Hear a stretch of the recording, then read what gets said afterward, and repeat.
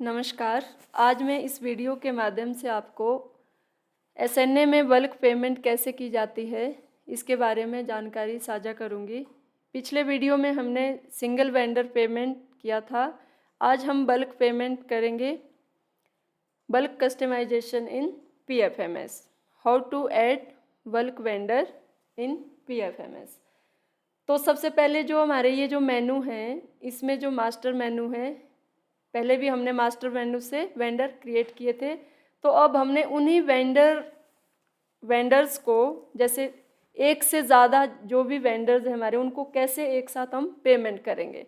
मान लो 5 वेंडर्स को हमने एक साथ पेमेंट करनी है, तो उसको हमने कैसे पेमेंट करनी है। पहले तो वेंडर हमने मैप कर दिए सारे पीएफएमएस में। अब उन्हीं वेंडर्स की हमने क्या करनी है, बल्क कस्टमाइजेशन करनी है। तो हमने मास्टर पे आप यहाँ जाएंगे, बल्क कस्टमाइजेशन और मैनेज। इसमें 2 टाइप्स के रहते हैं, बल्क कस्टमाइजेशन यूजिंग एक्सेल और मैनेज।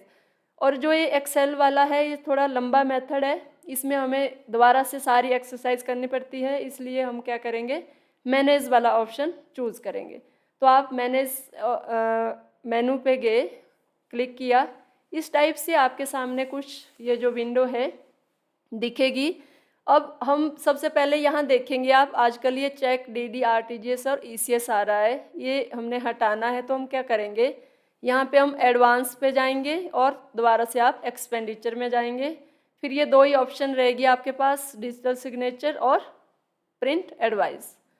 इस टाइप से आपके सामने ये स्क्रीन ओपन हुई। इसमें आपने सबसे पहले स्कीम सिलेक्ट करनी है कि स्कीम के अगेंस्ट आप पेमेंट करना चाह रहे हैं। उसके बाद आपने कस्टमाइजेशन नेम यहाँ भरना है। तो मान लो कोई एक्सपेंडिचर है आपके पास, एक्सपेंस, हमारी कोई ट्रेनिंग हुई है, मान लो प्रधान ट्रेनिंग 15 एंड 16 मार्च, ये हमने नाम दिया है बल्क कस्टमाइजेशन को। उसके बाद यहाँ पे आपने ट्रांजैक्शन टाइप कंपोनेंट वाइज, अब हमने बल्क में करनी है तो यहाँ से आप बल्क सिलेक्ट कर सकते हैं। तो बल्क में क्या होगा, जो जितने भी हमारे ये बल्क है, जो भी सब कंपोनेंट जिसको हम बोलते हैं, और मान लो इस ट्रेनिंग का जो खर्चा हमारा 3-4 कंपोनेंट में हुआ है।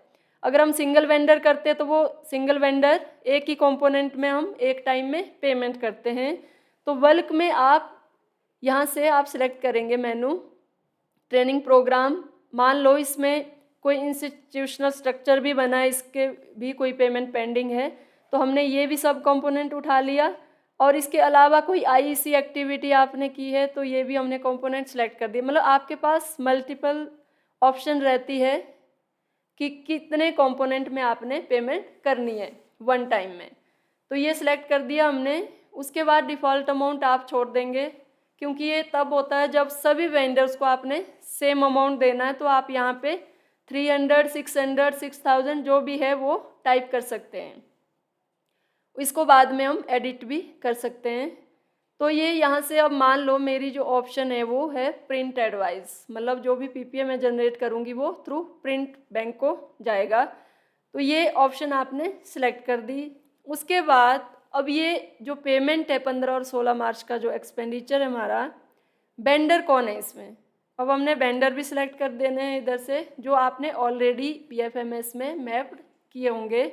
तो ये जो वेंडर है आपके, इन्हीं वेंडर में से हमने एक ग्रुप बनाना है इसका। मान लो मेरे पास 5 वेंडर है। सबसे पहला जो वेंडर है वो है शर्मा प्रिंटिंग प्रेस, यानी कोई खर्चा हुआ है हमारा इसमें, जिससे कोई सर्टिफिकेट वगैरह हम ट्रेनिंग के दौरान प्रिंट करवाते हैं।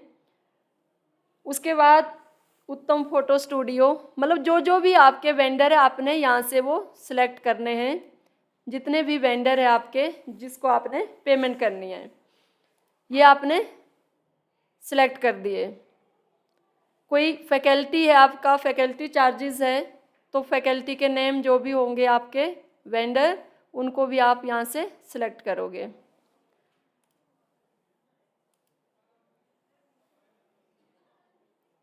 उसके बाद आपने कुछ नहीं करना है, जो ये सेव ऑप्शन है और ये प्रोसेसिंग हो रहा है।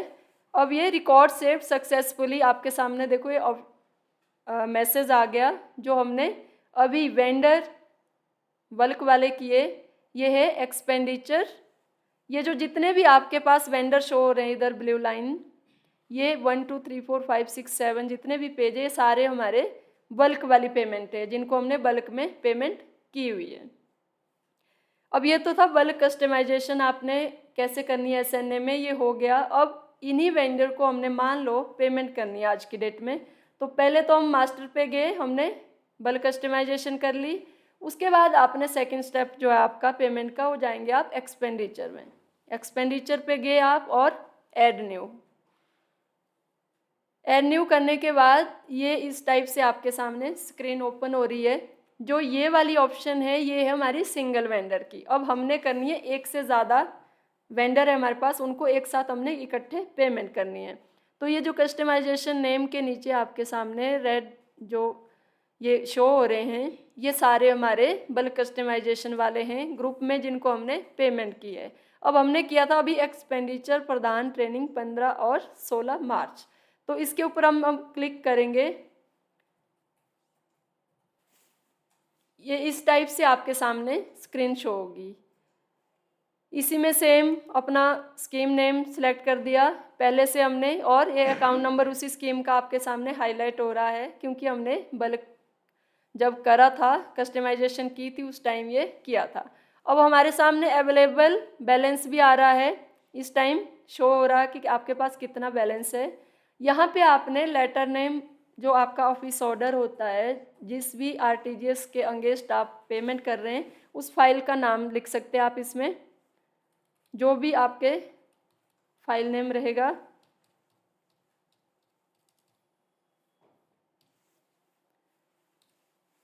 ये हमने फाइल नेम डाल दिया। उसके बाद यहाँ से आप चूज़ फाइल भी कर सकते हैं अगर आपने पहले से सैंक्शन अपने बॉस से ली है, जैसे जो हायर अथॉरिटी आपकी साइनिंग अथॉरिटी है, कंपोनेंट जिस भी कंपोनेंट के अगेंस्ट आपने वो खर्चा करना है। तो इसकी वैसे ऑप्शनली है, ऐसे कंपलसरी नहीं है कि आपने वो फाइल भी अपलोड करनी है। अगर आपने करनी है तो आप अपलोड कर सकते हैं यहाँ से, अदरवाइज़ इसको आप छोड़ सकते हैं, टाइम सेव रहेगा हमारा। उसके बाद ये देखो लेटर ऑफिस ऑर्डर डेट कह रहे हैं कि हो सकता हमने आज की डेट में मतलब 2 दिन पहले की सैंक्शन ली है 24/3/2024 की, लेकिन एक्चुअल ट्रांजैक्शन हम कर रहे हैं आज। तो ये एक्चुअल ट्रांजैक्शन डेट हम नहीं हटाएंगे, हम सिर्फ जो ऑफिस लेटर ऑर्डर है उसकी डेट चेंज कर सकते हैं। उसके बाद अब यहाँ पे हम एक्सपेंडिचर अमाउंट डालेंगे। मान लो ये जो 1 2 3 4 5 हमारे पास वेंडर है, अब इनका जो टोटल है वो हमने यहाँ डालना है। अभी मैंने यहाँ पे आपको बता रही थी कि जो अवेलेबल बैलेंस है वो है हमारे पास जो शो हो रहा है 516। अब हमारे पास जो 516 है हम इसी को ही डिवाइड कर सकते हैं, इससे ज़्यादा अगर हम करेंगे तो ये पेमेंट नहीं हो पाएगी। तो यहाँ हम डाल देते मान लो 500। ये जस्ट आपको पता होना चाहिए कि हमने बल्क में पेमेंट करनी कैसे है। अब नरेशन में आप डालेंगे कि पेमेंट किस किस चीज़ की है। पेमेंट फॉर, मान लो स्टेशनरी खरीदी आपने, स्टेशनरी कोमा नहीं लगाने क्योंकि कई बार इसमें ये सेव नहीं होता कोमा और फुल स्टॉप से, ऐसे करते हम and faculty charges end user charges. मान लो मेरे ट्रेनिंग के खर्चे हैं। अब ये 3 हमने कंपोनेंट वहाँ सेलेक्ट किए थे, किस किस कंपोनेंट में आपने इनको पेमेंट करनी है। मान लो अगर तीनों आप यहाँ पे टिक कर देते हैं, ये तीनों ये जो हमारे वेंडर है नीचे, इनके सामने सभी वेंडर्स के सामने ये तीनों कंपोनेंट शो हो जाएंगे कि किस वेंडर को आपने किस कंपोनेंट के अगेंस्ट पेमेंट करनी है। मतलब एक वेंडर को आप वन टाइम में मल्टीपल कंपोनेंट में भी पेमेंट कर सकते हैं। ये सारे हमने कंपोनेंट सेलेक्ट कर दिए। उसके बाद देखो आपके पास सेट एक्सपेंस टाइप आ रहा है रेवेन्यू एंड कैपिटल। अब इसमें 2 ऑप्शन है आपके पास। अगर आपके पास कोई कंस्ट्रक्शन से रिलेटेड कोई वर्क हो रहा है या रिपेयर से रिलेटेड हो रहा है तब तो आप करेंगे सिलेक्ट इसमें कैपिटल। इसके अलावा जितना भी हमारा, ये पहले वाली वीडियो में भी आपसे शेयर की थी बात कि जो कंस्ट्रक्शन और रिपेयर से रिलेटेड अगर है तो कैपिटल करना है, बाकी अदर जितने भी हमारे इसमें कंपोनेंट है सबके साथ हमने रेवेन्यू सिलेक्ट करेंगे। रेवेन्यू के बाद ये हमारे पास 5 जो हमने वेंडर सिलेक्ट किए थे, ठीक है। हमने यहाँ पे स्कीम ऑटोमेटिकली है, हमने लेटर नंबर डाला, डेट डाल दी, और ये जो 500 है इसी को हमने डिवाइड करना है मान लो इन 5 वेंडर्स के साथ। तो हम क्या करेंगे, पहले वेंडर को टिक करेंगे ताकि वेंडर के आगे हम चेक करें कि क्या कंपोनेंट आ रहा है कि नहीं आ रहा। ये 5 के पांचों वेंडर के आगे जो हमने ये जो कंपोनेंट यहाँ से आईसी, अदर ट्रेनिंग एक्टिविटी और इंस्टीट्यूशनल स्ट्रक्चर, ये देखो principal, PRT, Thunag, user charges, मान लो अगर इसमें हमने तीनों कंपोनेंट में करनी है तो हम यहाँ 500 मतलब किसी में भी इसको एडिट भी आप कर सकते हैं, ऐसा नहीं है कि जो हमने डिफ़ॉल्ट अमाउंट डाला था ये वही सेम सबके आगे शो हो रहा है। तो अब हम क्या करेंगे, मान लो प्रिंसिपल, पीआरटीआई, थुनाग को हमने सिर्फ एक ही कंपोनेंट में देनी है, तो ये जो 2 कंपोनेंट है इनको हमने यहाँ से हटा देना है। आप इसको यहाँ से कट कर सकते हैं। तो अब हमने मान लो इस अमाउंट को भी एडिट करना है, ये आप अपने हिसाब से चेक कर सकते हैं। अब सिराज वैली इंडियन हमने सबके आगे एक ही कंपोनेंट रखना है, तो आप यहाँ से इसको हटा भी सकते हैं, इसको भी चेंज कर देते हैं, एक ही कंपोनेंट। यहाँ भी हमने अमाउंट डाल दिया। अब लास्ट हमारे पास बचता है, इसमें भी आप इसको एडिट कर सकते हैं। ये अमाउंट डिफरेंट भी हो सकता है क्योंकि हमने अभी हमारे पास जो बैलेंस है, बैलेंस के अकॉर्डिंग हम चल रहे हैं। जस्ट आपको पता चले कि कैसे हम इसको एडिट भी कर सकते हैं। यहाँ से 500 को ही हमने डिवाइड किया, तो ये जो 500 आपके सामने नेट अमाउंट आ रहा है ये इन पांचों का टोटल है। तो यहाँ आपने ये भर दिया, यहाँ तक सब ठीक है। यहाँ से भी आप इसको चेंज कर सकते हैं। जो ये सेट डिफ़ॉल्ट कंपोनेंट आपके सामने 3 जो शो हो रहे थे, तो अगर एक ही रखना तो यहाँ अब देखो सबके सामने ऑटोमेटिकली वो हट गए।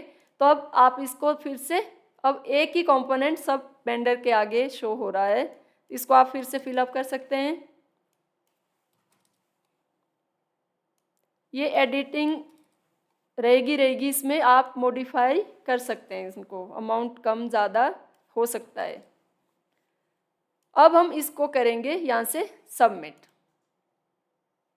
अब हो रहा sanction number already exist for selected financial year. अगर आपने कोई सैंक्शन नंबर पहले डाल रखा है तो उसको आप सेम रिपीट ना करें।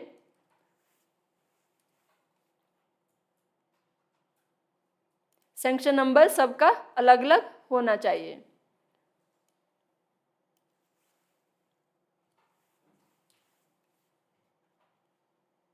अब आप इसको सबमिट कर दो। ये आ रहा transaction has been saved successfully with voucher number this and this.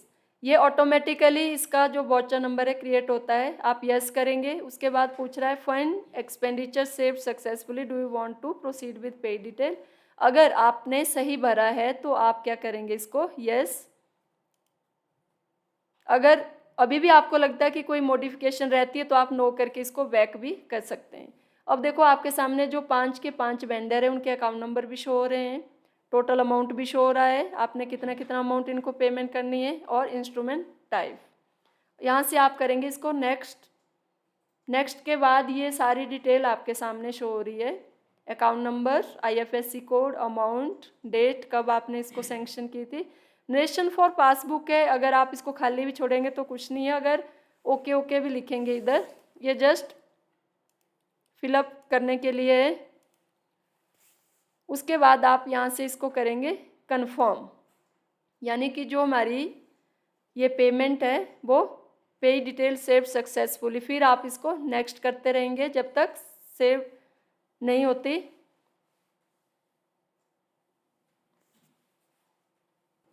तो इस टाइप से आपके सामने ये आएगा। उसके बाद आप इसको सबमिटेड फॉर अप्रूवल यहाँ से कर सकते हैं। अगर अभी भी आपको लगता है कि मैंने कुछ अमाउंट गड़बड़ हो गया है, करेक्ट नहीं है, या फिर वेंडर नेम गलत सेलेक्ट हो गया था, तो अभी भी आपके पास ऑप्शन रहती है कि यहाँ से आप इसको बैक भी कर सकते हैं।